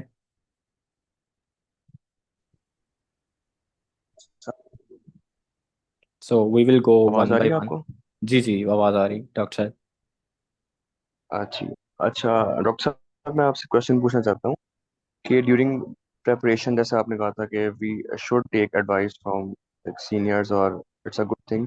अच्छा, मैं भी तैयारी कर रहा हूँ और ऐसे ही जो आपने सोर्सेज बताए हैं उनके थ्रू तो मैंने ऐसे एडवाइस ली है अपने मतलब I I will not gonna mention the name, but उन्होंने एडवाइस कुछ ऐसी थी कि जो क्लिनिकल पैथोलॉजी है, लाइक एक सीबीसी रिपोर्ट है हमारे पास हेमाटोलॉजी की, या फिर ब्लड केमिस्ट्री है, तो उसको बहुत ज़्यादा उन्होंने एम एम्फसाइज और फोकस किया था कि जो like apart from knowledge and question reading and answering these questions, जो रिपोर्ट्स देखना है और रिपोर्ट्स पढ़ना, वो इस एग्जाम में बहुत ज़्यादा उनकी वैल्यू है। तो क्या ये जब जो सोर्सेज आपने बताए हैं इनको पढ़ते हुए ये जो एक एक स्पेसिफिक चीज़ है कवर हो जाएगी, या फिर इसके लिए अलग से हमें लाइक सीबीसी रिपोर्ट्स देखना और उनको पढ़ना और उनको इंटरप्रेट कैसे करना है वो हमें देखना होगा? तो आई होप मैं क्लियर कर पाया हूँ क्वेश्चन। जी जी, बिल्कुल आपने क्लियर किया है। तो डॉक्टर साहब, इसमें ये होता है कि आपने जो है जो आप सोर्सेज यूज़ कर रहे होते हैं प्रिपरेशन में, उसमें ऐसा नहीं होता कि वो हर चीज़ ही कवर कर रहे होते हैं, ठीक है। स्पेशली इन नेवली कुछ चीज़ें जो हैं वो मिसिंग होती हैं सब्सक्रिप्शन में। जैसे कि इसकी आप एग्जांपल ले लें कि एक डिजीज है reverse sneezing. Okay, reverse sneezing एक डिजीज है जिसमें जो डॉग है वो जैसे हम स्नीज करते हैं ना, जैसे, तो वो इस तरह स्नीज करने लग जाता है और वो रिवर्स होती है, उसको ऐसे झटके लगते हैं। ओके, तो अब ये डिजीज है, सिलेबस का पार्ट है, लेकिन उधर नहीं है, ना वेट प्रेप में ना जुकू में। तो वो आपको पता चल जाती हैं जो चीज़ें अवेलेबल नहीं होती। जिस ये मैंने आपको एक एग्जांपल दी है, तो ये डिजीज़ हमने बुक से पढ़ ली थी, ठीक है, बहुत सिंपल सी डिजीज थी। तो इस तरह कुछ चीज़ें होती हैं स्पेशली नेवले के जो मिसिंग होती हैं। लेकिन ये वाला जो पार्ट है बीसीएससी में, like report reading, x-ray reading, radiograph, ECG, ultrasounds, जितनी भी है आपकी जो आपकी डायग्नोस्टिक मोडेलिटीज़ हैं, उनसे जो जनरेट हो रहा है डाटा, उसमें सीबीसी भी आ जाएगी, ब्लड केमिस्ट्रीज भी आ जाएंगी, सीरम स्टडीज़ भी आ जाएंगी। वो सारा कुछ कवर किया होता है सब्सक्रिप्शंस ने, और बड़ी अच्छी तरह कवर किया हुआ है। मतलब आपको ये नहीं होता कि आपकी वो चीज़ मिस हो गई है, बाकायदा आपकी वो प्रैक्टिस होती है जब आप तैयारी करते हैं, ठीक है। और एग्जाम में भी क्वेश्चंस होते हैं डेफिनेटली। सीबीसी रिपोर्ट्स आती हैं, केमिस्ट्री की रिपोर्ट्स आती हैं, लेकिन वो एक पार्ट होता है, ये नहीं है कि वो सारे का सारा। वो उस तरह जैसे बीसीएससी में अगर 225 क्वेश्चंस हैं, तो 5-6 क्वेश्चंस आ जाएंगे जिनमें रिपोर्ट्स होंगे, इससे ज़्यादा नहीं आएंगे, ठीक है। इसी तरह नेवले में कुछ आउट ऑफ 360 15 क्वेश्चन आ जाएंगे जिसमें रिपोर्ट्स अटैच्ड होंगी, और बकायदा आप उनको स्क्रॉल करते हैं, आप रीड करते हैं कि जो ब्लड सेल्स हैं वो कितने इंक्रीज हो रहे हैं, कितने डिक्रीज हो रहे हैं। तो ये सारा कुछ आपका बड़ा इफेक्टिवली कवर होगा ज़ुको और वेट प्रेप में, इंशाल्लाह। आई होप आई हैव जी क्लियर ठीक है। Your point. जी। ओके, अभी जी बिल्कुल। Thank you. एक्चुअली मेरा बीसीएससी के हवाले से क्वेश्चन है। जिस तरह नेवले में आपने फ्लैग का ऑप्शन बताया है, क्या बीसीएससी में ऐसा होता है? बिल्कुल बिल्कुल, बीसीएससी में ऐसा होता है, आप फ्लैग कर सकते हैं बाकायदा। अगर आप मुझे कुछ टाइम दें, अगर आप 2 मिनट दे सकते हैं अभी मीटिंग में, तो मैं आपको वो दिखा भी सकता हूँ कि किस तरह होता है, इधर स्क्रीन शेयर करके। जस्ट गिव मी चलो ठीक जस्ट है। गिव मी 1 मिनट, मैं ढूंढता ओके हूँ ओके ओके। हाँ जी,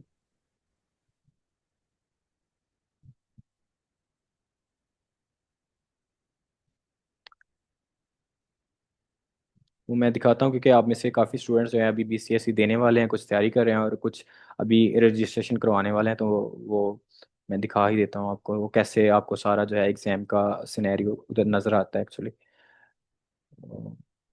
मुझे लिंक ढूंढना पड़ेगा, जस्ट 1 मिनट।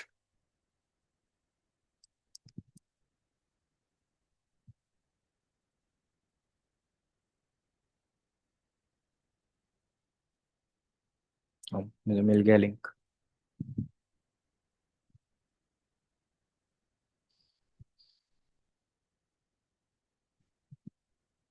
ओके, अभी हम इस पे जाएंगे।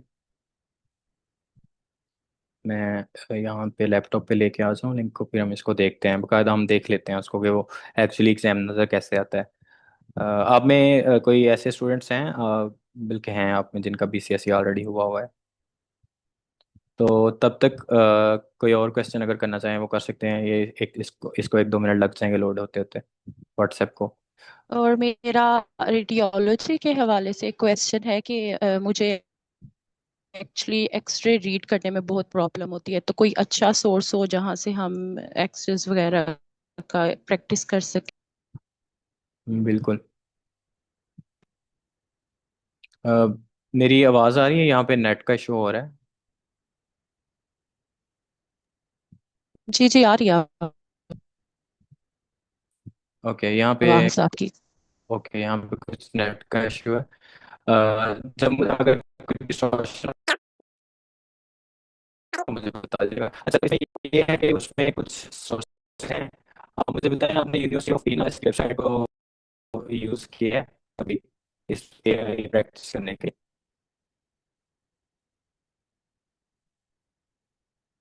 हेलो?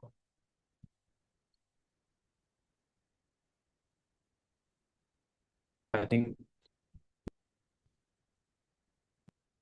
मेरी आवाज़ हेलो?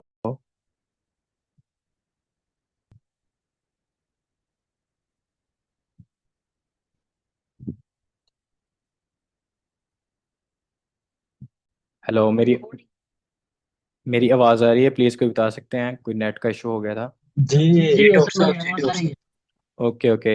अच्छा तो अच्छा, वो सॉरी, वो मैं लिंक ओपन करने लगा था वही वाला, तो उसकी वजह से वो शायद वेबसाइट ज़रा वो लोड कर रही थी, तो उस वजह से हुआ है। कोई बात नहीं, वो मैं लिंक जो है वो सेंड कर दूंगा आपको, ट्यूटोरियल वाला बीसीएससी का। यहाँ सॉरी वो नहीं ओपन हो सका।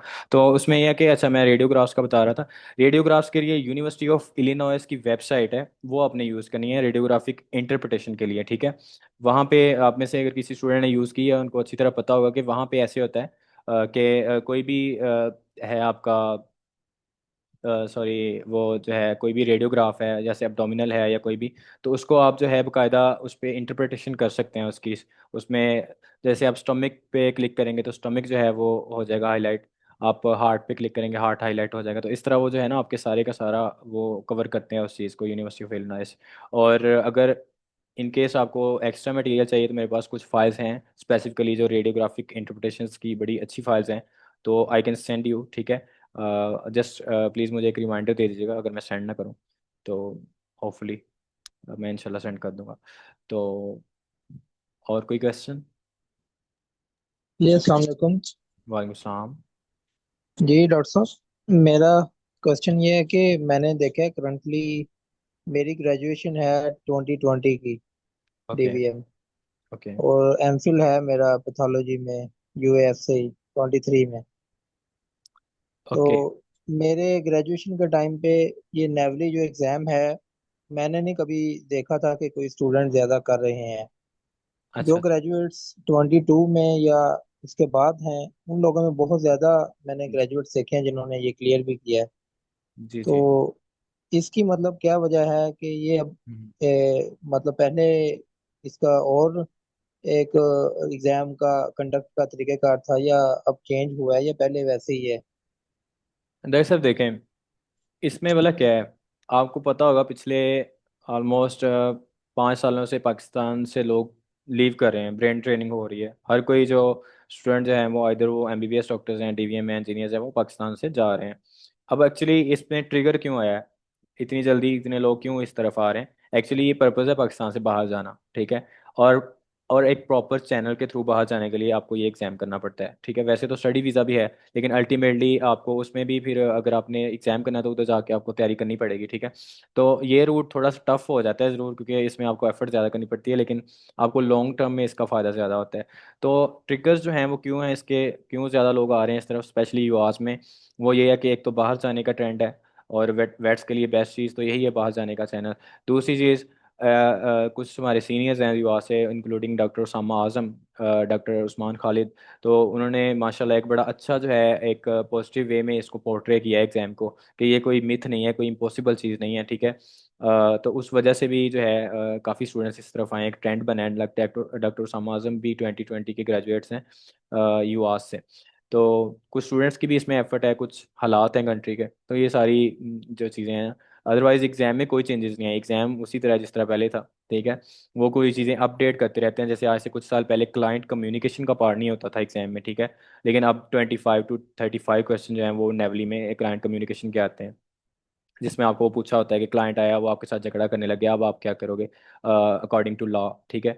या कोई क्लाइंट आपके पास आया है, आपने उसके डॉग का ऑपरेट किया है, लेकिन डॉग की जो है वो टेबल डेथ हो गई है, और उसने आपको सू कर दिया, आप पे लॉ सूट फाइल कर दिया कोर्ट में।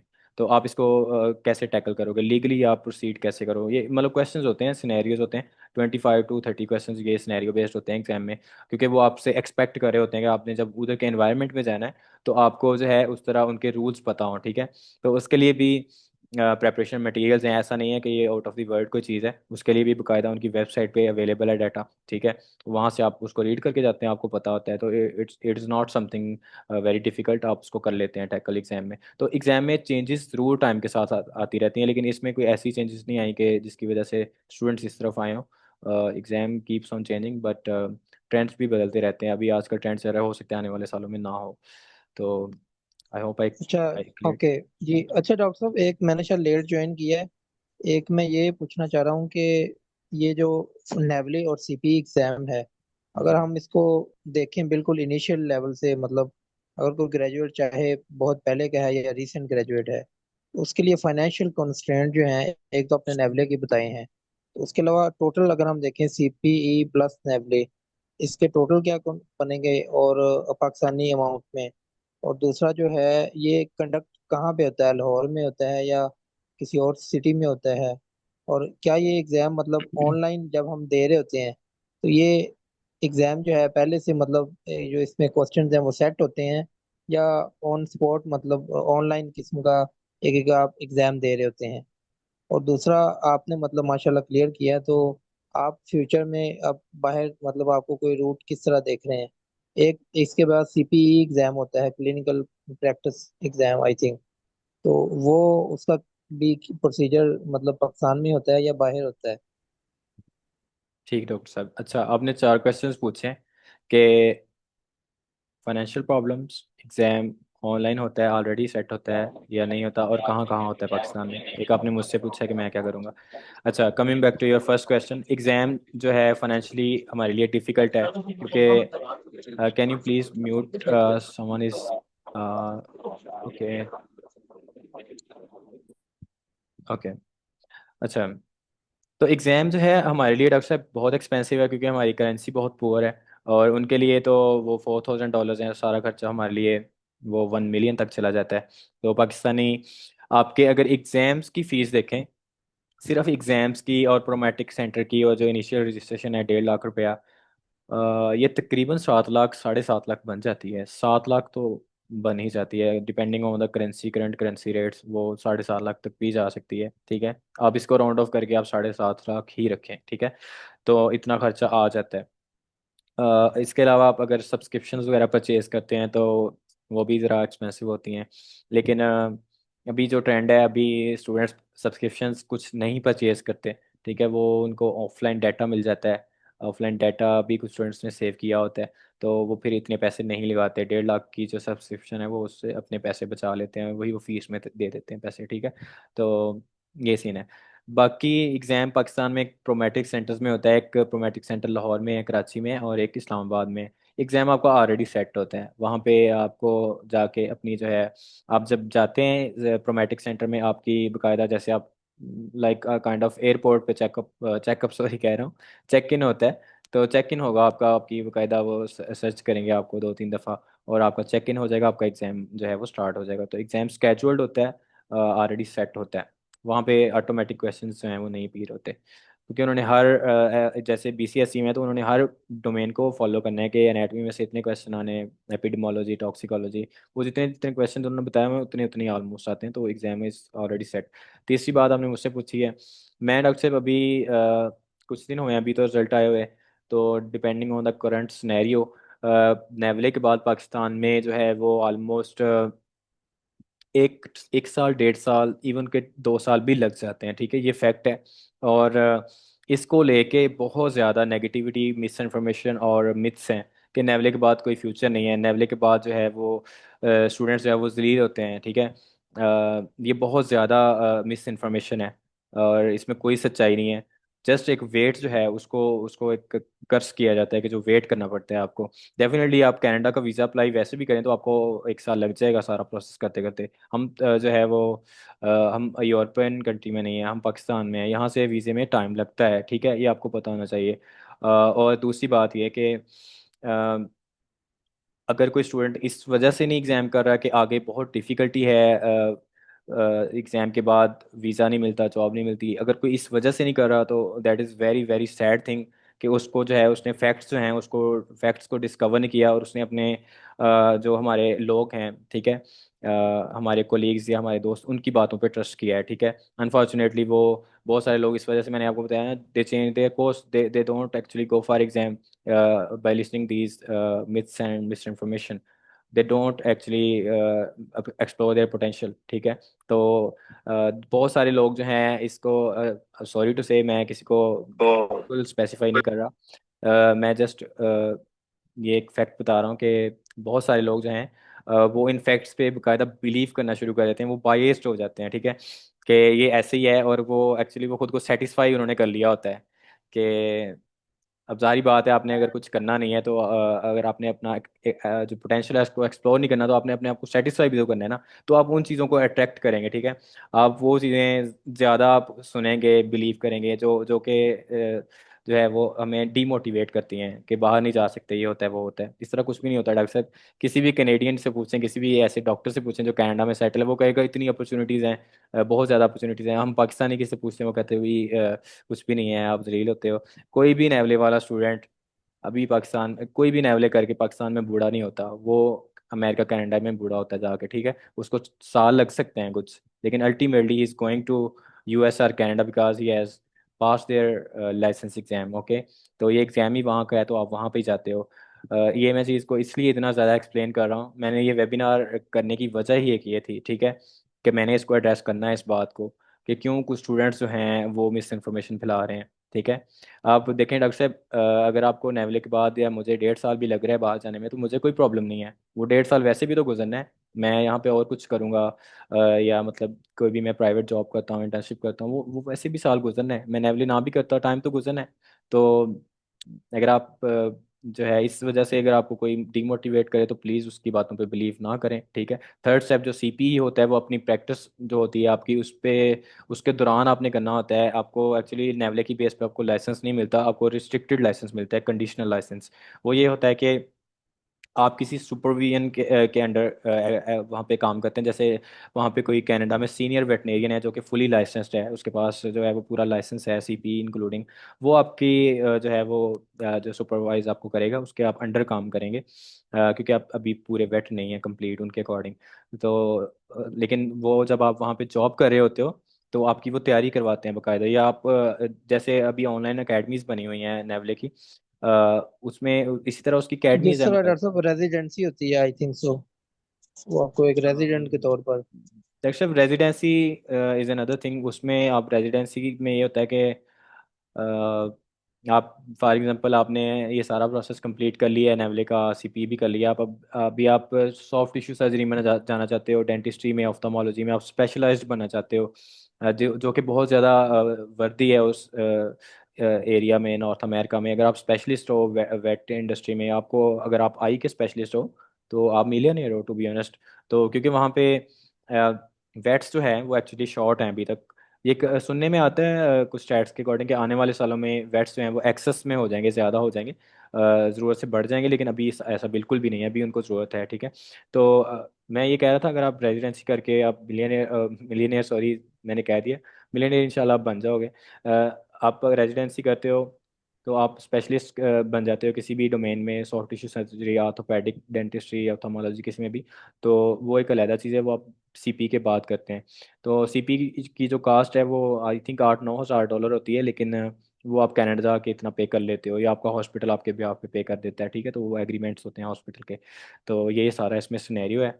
और जी जी। प्लीज़ आई अच्छा एम। डॉक्टर साहब, जी आई जी। Am sorry, I am taking your time. वो हम नेवले फर्ज करें आपने किया तो उसके बाद आप वहां से स्पॉन्सरशिप एक्चुअली लेंगे, मतलब कोई जो फुली लाइसेंस वेट है वो आपको स्पॉन्सर करेगा अपने अंडर काम करने के लिए?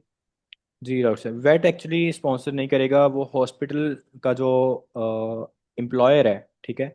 एम्प्लॉयर वो होते हैं, जैसे मेरा कोई हॉस्पिटल है तो मैं उसको जो है हायर, वहाँ पे हायरिंग जो एचआर होता है डिपार्टमेंट, वो हायर करते हैं, ठीक है। वो आपको फिर वो जो है वो सुपरवाइजर असाइन होता है। ये ग्राउंड रियलिटी है कि ये इतना इजी नहीं है, मतलब जॉब ढूंढना इज़ वेरी ओके। डिफिकल्ट। हाँ, जी जी। लेकिन उस पर डॉक्टर टाइम साहब लगता है, आप नेवली, अल्टीमेटली चले जी जाते हो। हाँ जी। डॉक्टर साहब नेवली जिस तरह हम वेटरनरी की, जिस तरह मैं करंटली पोल्ट्री में काम कर रहा हूँ, आप कह सकते हैं मैंने एमफिल पैथोलॉजी किया हुआ है। तो जैसे हम नेवली हम देखते हैं ये सिर्फ स्मॉल एनिमल्स का एग्जाम है, या ये वहाँ पे जैसे एक इंडस्ट्री है, पोल्ट्री इंडस्ट्री है या डेयरी है, उसमें भी ये नेवली रिक्वायर्ड होता है फुली लाइसेंस वेट के लिए, या ओनली फॉर ये स्मॉल एनिमल्स के लिए? डॉक्टर साहब, एक्चुअली नेवली जो है वो सिर्फ स्मॉल स्पीसीज का नहीं है, इसमें कैट, डॉग, हॉर्स, कौ, पिग, जो पोर्साइन है, शीप, गोट, स्नेक, ठीक है, फिश, रेप्टाइल्स, ये सारा कुछ है नेवले, ऑलमोस्ट हर चीज़। इवन के कुछ क्वेश्चंस जो हैं वो क्या कहते हैं उसको, बर्ड्स के बारे में भी आते हैं, ठीक है, पोल्ट्री के बारे में भी होते हैं क्वेश्चंस। तो उसकी जो है वो उसका ये इसकी पोर्शंस हैं, मतलब 25% एग्जाम जो है वो कैट है, 25% ही डॉग है, ये 50% तो हो गया स्मॉल एनिमल्स। अब रिमेनिंग 50% में 25% जो है वो कौ एंड हॉर्स है। और जो रिमेनिंग पीछे बचता है उसमें सारा कुछ है, फिर क्लाइंट कम्युनिकेशन, फिश, रेप्टाइल्स, हर चीज़ उसमें आ जाती है। वो थोड़े थोड़े क्वेश्चन होते हैं, ये नहीं होता कि वो फिश से बहुत ज़्यादा क्वेश्चन पूछे, फिश से मैक्सिमम वो 4 to 6 क्वेश्चन पूछेंगे। इसी तरह पिग में से कुछ क्वेश्चन ज़्यादा आते हैं, like I got 35 question from pig. कुछ स्टूडेंट्स को 20 भी आते हैं। तो पिग हमें थोड़ा सा टफ टाइम दे देता है एग्जाम में। उसकी वजह यह है कि एक तो हमने पिग के बारे में कुछ भी नहीं पढ़ा होता कभी भी। डेफिनेटली हमारे यहाँ कल्चर में अकॉर्डिंग टू इस्लाम भी वो हम नहीं उसको फार्मिंग भी नहीं करते। तो लेकिन उनके लिए तो वो जारी बात है, बहुत इंपॉर्टेंस है उसकी। पिग इंडस्ट्री बहुत ज़्यादा वहाँ पे फ्लोरिश कर रही है। तो उसके लिए आपको उसको पूरा उसका डिजीज़ जो हैं उसकी वो पढ़नी पड़ती हैं, ठीक है। तो ये सारा सिनेरियो है। आपने किसी भी इंडस्ट्री ओके। में काम करना है वहाँ पे जाके आपको नेवले चाहिए चाहिए। इवन कि आपने रैबिट्स को भी ट्रीट करना है तो रैबिट्स के लिए भी आपको नेवले करना पड़ेगा। ओके डॉक्टर साहब, अच्छा one last doctor question. When I was in MPhil at UF, जब मैं यूएफ में था एमफिल में, तो मैंने काशिफ सलीमी साहब हैं उनके पास एमफिल किया है। तो जी वहाँ जी। पे हमारे डिपार्टमेंट में एक सीनियर थे, आप भी शायद जानते होंगे, आशिक साहब थे, डॉक्टर आशिक। अच्छा वो अच्छा। पीएचडी कर रहे थे यहाँ पे। ओके। उन्होंने हमें एक चीज़ बताई थी, मुझे भी उस चीज़ का कभी डीवीएम में भी या पहले नहीं पता था, कि जैसे हम एमफिल करते हैं किसी चीज़ में, जैसे पैथोलॉजी में कर लिया, एपिडेमियोलॉजी में कर लिया, या किसी और सब्जेक्ट में कर लिया, उसका एक अमेरिकन कॉलेज का एग्जाम होता है। जैसे पैथोलॉजी में है तो उसको कहते हैं ACVP, American college of veterinary pathologist. वो अमेरिकन उसके अंडर ही आता है। तो वो अगर वो एग्जाम भी 2 फेज में होता है, ये उसका भी ऐसे जैसे आप कह रहे हैं प्रोबेशन सेंटर बनता है एक, प्रोमेट्रिक सेंटर लाहौर में ही होता है शायद एफसी कॉलेज में। तो वो एग्जाम जो है वो हम करके अपनी practice as a veterinarian, as a उसमें पैथोलॉजिस्ट, या उस कर सकते हैं, या वो डॉक्टर साहब, आपको कोई ये आइडिया जो हो? एग्ज़ाम्स हैं आई थिंक ये होते हैं, डिप्लोमेट्स के एग्ज़ाम्स भी होते हैं, ठीक है। जैसे हमारे एक सर हैं डॉक्टर सलमान उकाश, अगर आप जानते हो, थीरियो डिपार्टमेंट में थे वो actually he has done his PhD on full bright, ठीक है। तो अभी वो डिप्लोमेट है अमेरिका में, ठीक है। उन्होंने डिप्लोमेट्स का एग्ज़ाम कोई होता है वो पास किया था। इसी तरह ये American college of veterinary pathologist है, American college of veterinary surgeons है। उनकी सारी की सारी जो है ना ये अलग से ऑर्गेनाइजेशंस हैं स्पेसिफिकली, जो पैथोलॉजी की है वो बड़ी फेमस है। लेकिन इसी तरह मीट इंस्पेक्शन की ऑर्गेनाइजेशन है, लेकिन इनके बारे में मुझे ज़्यादा इन्फॉर्मेशन नहीं है। आई थिंक इस पे आपको थोड़ा एक्सप्लोर करना पड़ेगा मज़ीद, जो अगर किसी ने किया हो एग्ज़ाम तो। अदरवाइज मुझे अभी डिप्लोमेट्स का मुझे पता है एग्ज़ाम होता है आफ्टर पीएचडी। डॉक्टर साहब, अगर आपको इस मीटिंग के बाद कांटेक्ट करना हो तो वो किस तरह से हम कर सकते हाँ हैं? जी, जैसा हाँ कि जी, आपने बताया कि कुछ जी जी, मैं वो करता हूँ। मैं अभी बाकी लोगों से क्वेश्चंस भी पूछता हूँ, सॉरी। कोई बात नहीं, सेशन अगर थोड़ा लेंथी भी हो जाएगा, आपके क्वेश्चंस जो है वो एड्रेस करना ज़रूरी है। मैं आपको भी वो दिखा देता हूँ, आप उसका स्क्रीनशॉट ले लें, आप मुझसे कांटेक्ट कर जी जी, सकते आप हैं। अभी मैं ठीक चैट है। में कुछ मैसेज आए हुए हैं, 1 मिनट में आपको स्टार्ट पे जाके मैं वो मैसेज भी देखता हूँ, चैट में कुछ है।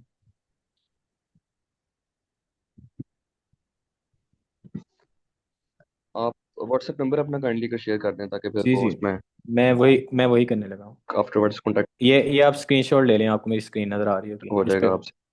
ये आपको नज़र आ रहा है ना, आप ठीक है, स्क्रीनशॉट ले लें। Thank you. अभी नहीं शो हुई।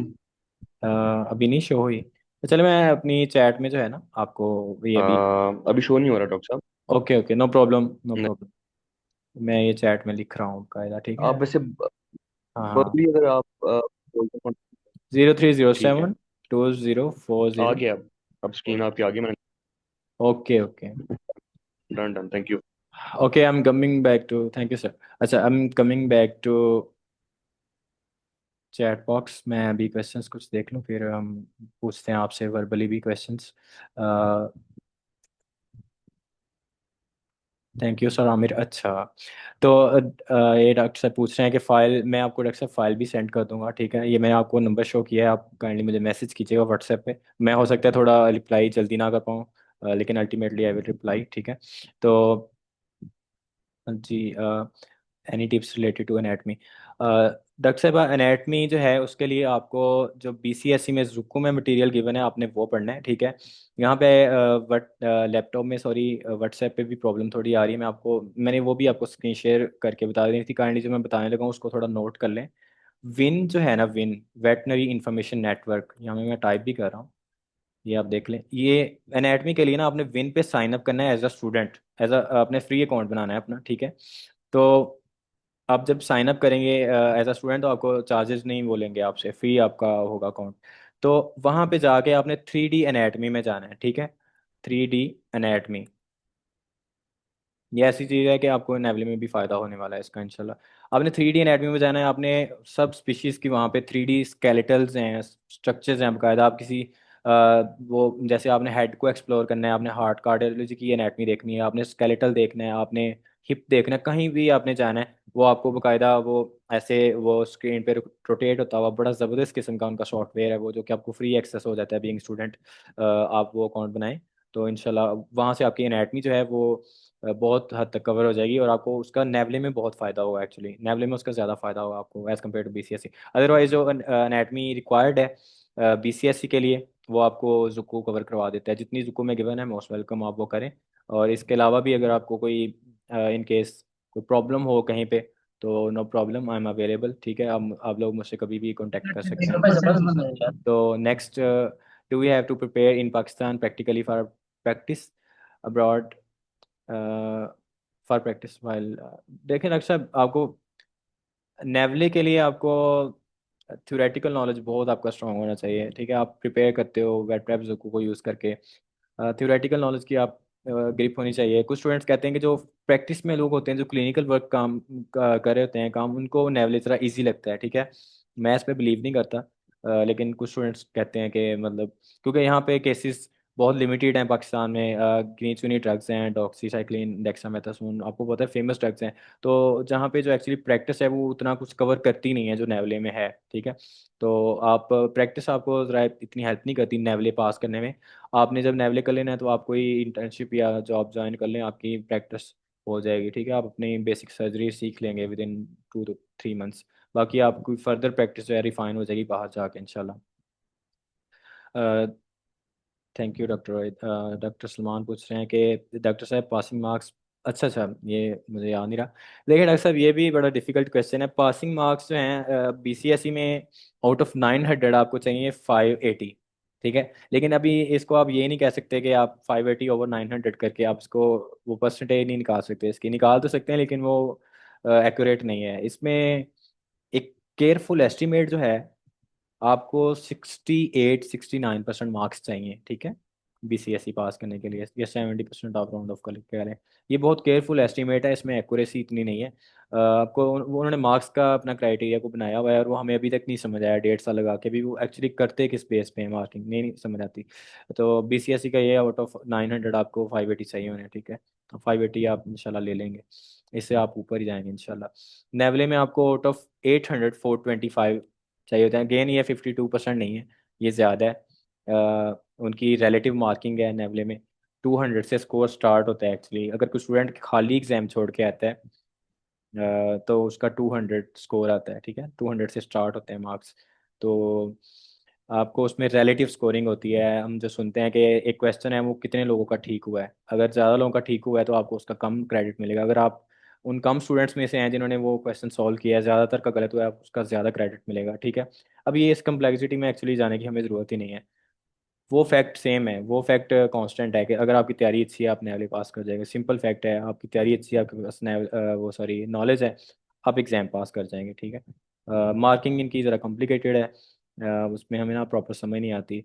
जी brother, which is better for BCSE preparation? Okay doctor साहब, BCSE में जो है आपको जुकू अवेलेबल होता है, वेटरेप नहीं, वो अपना उनकी वर्किंग नहीं है, इस पर सिर्फ जुकू ही है अवेलेबल BCSE के लिए। वेटरेप अवेलेबल है नेवली के लिए, और जुकू जो है वो दोनों के लिए एक्चुअली। BCSE में आपके पास जुकू ही है, एनफ है। आप वो उसके क्वेश्चंस कर लें जो स्टडी मोड में है, वो एनफ है, मोर देन एनफ है, ठीक है। प्लीज़ इस मीटिंग में जितने लोग हैं वो मुझे एटलीस्ट अपना नाम लिख के टेक्स्ट कर दीजिएगा। माशाल्लाह जितने लोगों ने ज्वाइन किया, मुझे लग रहा है आप सारी सीरियस हैं, ठीक है। अगर इन केस आप BCSE देने वाले हैं, रजिस्ट्रेशन कर रहे हैं, तो जस्ट एक टेक्स्ट लीव कर दीजिएगा, मैं आपका नंबर सेव कर लूँगा इन केस आपको फर्दर कोई ज़रूरत पड़े। तो बोवाइन एनाटमी जो है, जी जी बिल्कुल उसी में डॉक्टर साहब, बिल्कुल बोवाइन 3D एनाटमी के नाम से भी होगी विन में। तो आप और किसी का कोई क्वेश्चन हो? Any more questions?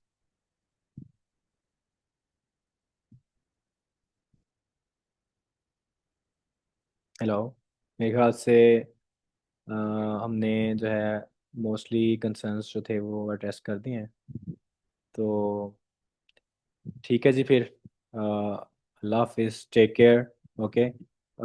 ये जर्नी जो है ज़रा थोड़ा सा ओवरवेलमिंग और जो है इस तरह का होता है सारा। कभी कभी आप बहुत लो फील कर रहे होते हो, कभी कभी आपको दिल नहीं कर रहा होता पढ़ने का, ठीक है। ये सबके साथ होता है, सभी इस चीज़ से गुजरते हैं। तो इस चीज़ को ज़्यादा सीरियस नहीं लेना, अपने आप को एनफ ब्रेक्स देनी है, रेस्ट करना है। अपनी फैमिली के साथ टाइम स्पेंड करें, बाहर भी जाएं, किसी भी चीज़ पे बिल्कुल जो है वो रिस्ट्रिक्शन ना लगाएं, आउटिंग भी करें, और अपने माइंड को फ्रेश रखें। इंशाल्लाह ये एग्जाम्स आपके लिए कुछ भी नहीं है, ठीक है। तो थैंक यू सो मच। अगर किसी का क्वेश्चन है तो वो पूछ सकते हैं, otherwise we are going to wind up.